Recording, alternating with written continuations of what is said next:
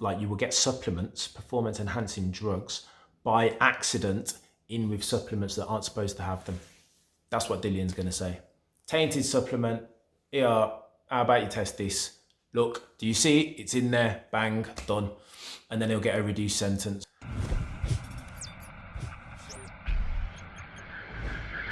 Yes, man like Cam Daya. Can we talk boxing? The good, the bad, and the ugly this week. That's exactly how boxing's been going on. So let me talk to the good first. First, Gervonta Tank Davis looks sick getting it done against Ricardo Nunes in the second round TKO. So now he's a 24-year-old, two-time super featherweight champ.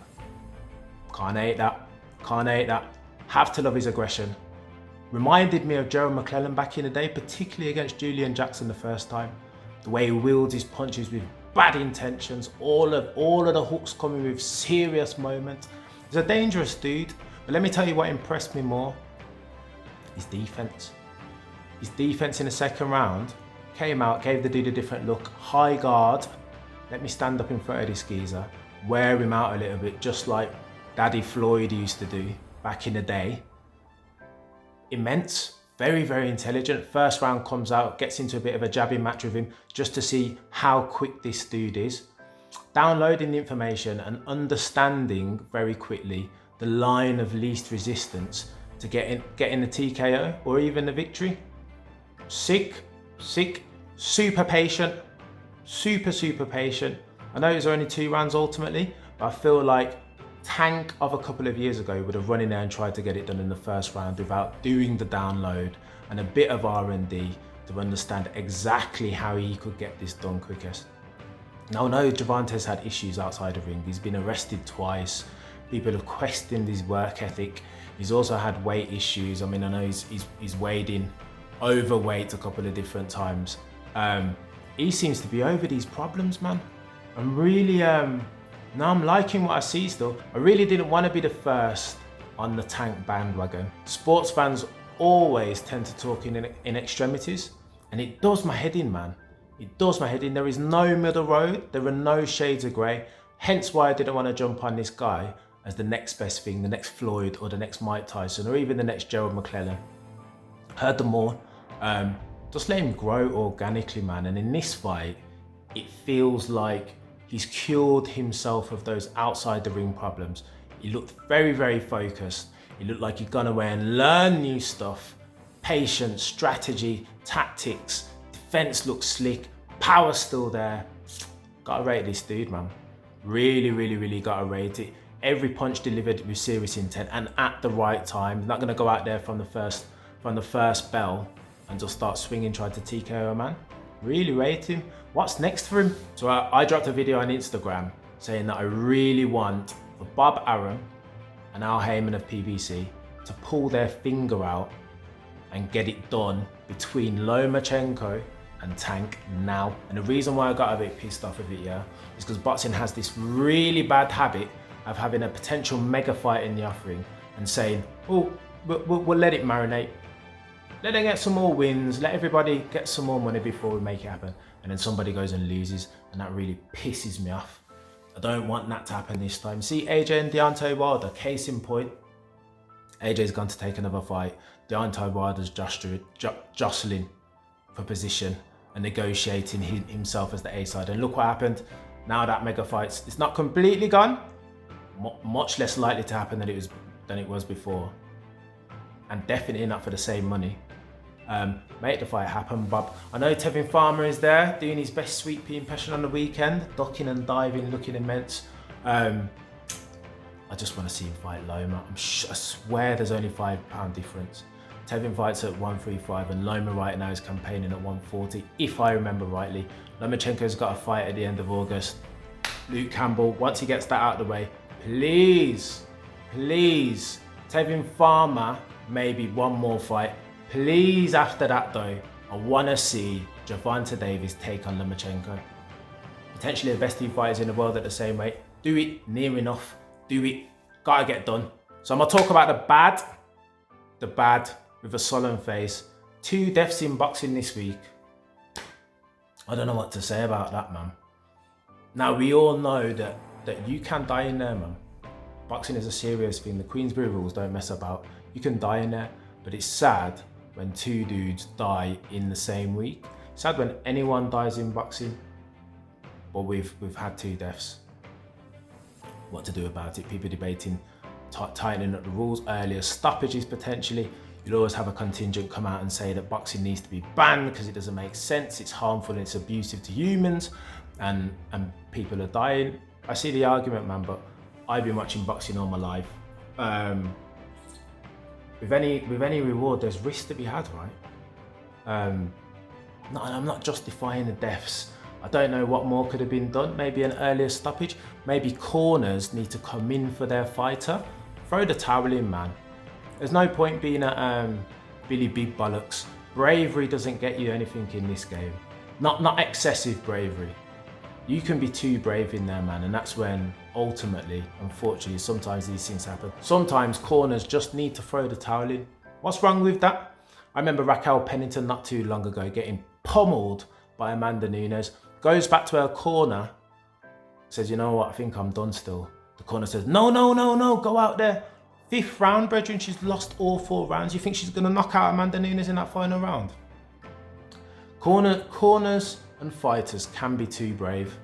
I've seen the Max example, Maxim Dadashev, I think the fella's name is, and Buddy McGregor ultimately pulled him. Whether that was a round too late, it's hard to say, man. The benefit of hindsight is a serious thing, and listen, since the guy passed, maybe he should have been around earlier, but hey, I don't know. Let me talk to the ugly now. Dillian Whyte fails a test. Now let me just go through, from the top of the dome, I'm going to go through people that I know have tested recently in combat sports, full stop. Brock Lesnar, Frank Mir, Vitor Belfort, Chael Sonnen, Canelo, Jared Miller, Dillian Whyte. Just off the top of the dome real quick. That's probably going back over the last 5 years even. It's not good enough, man. Now UFC, I'm gonna give UFC a bit of praise here because they brought in USADA, the premier drug testing organization in the world. They do all the Olympic stuff. When a lot of people said to Dana White, the head of the UFC, that wasn't a good idea, he pushed ahead because he wanted the sport, mixed martial arts, and in particular his organization, the UFC, to be clean. Now the casualty of war here is that lots of people are getting tested positive. TJ Dillashaw even more recently for EPO. But at the very least, people fighting each other know that the organisation and USADA and the commission are all synced up, doing the best that they can do to get UFC and mixed martial arts clean. Boxing, on the other hand, big man, boxing is, I don't want to say that the corruption in boxing is endemic, but it kind of feels like all right, so as I understand the events of Dillian Whyte tested positive 3 days before the Rivas fight. The British boxing, I'm going to forget the name now, BBC, British Board of Control, said we can't condemn you until we test the B sample. So let the fight go ahead. After the fight, don't tell Rivas, by the way, but after the fight, we'll test the B sample. If the B sample comes back negative, throw out the case. If it's positive, then that confirms what we already know, and that is that you were using a performance-enhancing drug, Dillian Whyte. How do I feel about this, man? It's tough, right? It is tough, because dudes that watch UFC all the time here will know that USADA and the commission even will always come out probably too quickly. John Jones, they came out, oh, he's been using cocaine, very, very quickly before they test the B sample. So in that sense, I agree with the way the BBC have handled it. They're trying to make sure, beyond any shadow of doubt, that Dillian Whyte is actually guilty of what the rumours allegedly are saying he's done, which is to take a performance-enhancing drug in steroids prior to the fight by testing the B sample. No commission or board should come out and condemn a fighter before they make certain with the B sample right. And that's the knock on what Las Vegas Commission and NSAC and New York Commission have been doing over in the UFC mixed martial arts. As soon as the A sample tests positive, oh, he's guilty. We've caught him. Well, you don't know. Yoel Romero is a really good example. They caught him.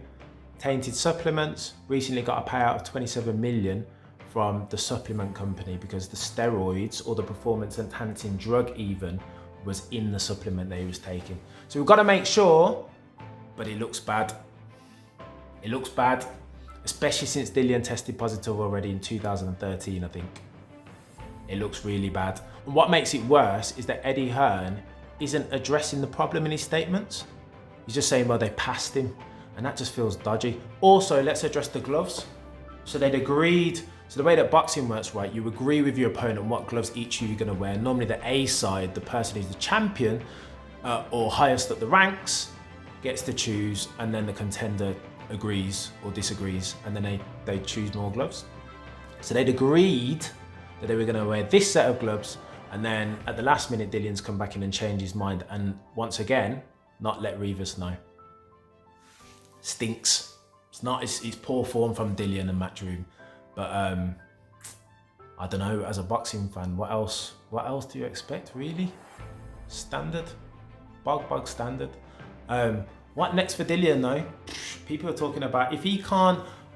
Here's what I'm betting. Here's what the smart money is on. They're going to come out and use the tainted supplement argument, because if they take a look across the pond to America and the UFC, that's the excuse that's most readily used, and it's really hard to kind of disprove that, because a lot of the supplements that you'll see on the shelves will have something else in them, because they'll be mixing them up in China and all different suppliers around the world. Those suppliers will be dealing with different drugs, different steroids, different performance enhancers, and you will get supplements, performance enhancing drugs, by accident in with supplements that aren't supposed to have them. That's what DILLIAN's gonna say. Tainted supplement, here, how about you test this? Look, do you see it? It's in there, bang, done. And then he'll get a reduced sentence. So most of the time, okay, so it's meant to be 8 years now. Most of the time that'll be 6 months to a year. Plus, boxing being as corrupt as it is, when there's money on the line, as there is with DILLIAN White, with fights with AJ, Deontay, Tyson, Andy Ruiz potentially, they'll find a way. He won't be out too long. 8 years? Well, that's what the rule book says. Guaranteed he won't be there. He won't be in and around 8 years, for sure. Right, done. Thanks for watching the video. Please don't forget to like, subscribe, comment underneath whether you agree, disagree, everything. Next video will be a UFC on ESPN 5 preview. Main event being Colby Covington versus Robbie Lawler. Big fight, man. Gonna be very dangerous. Right, catch you soon.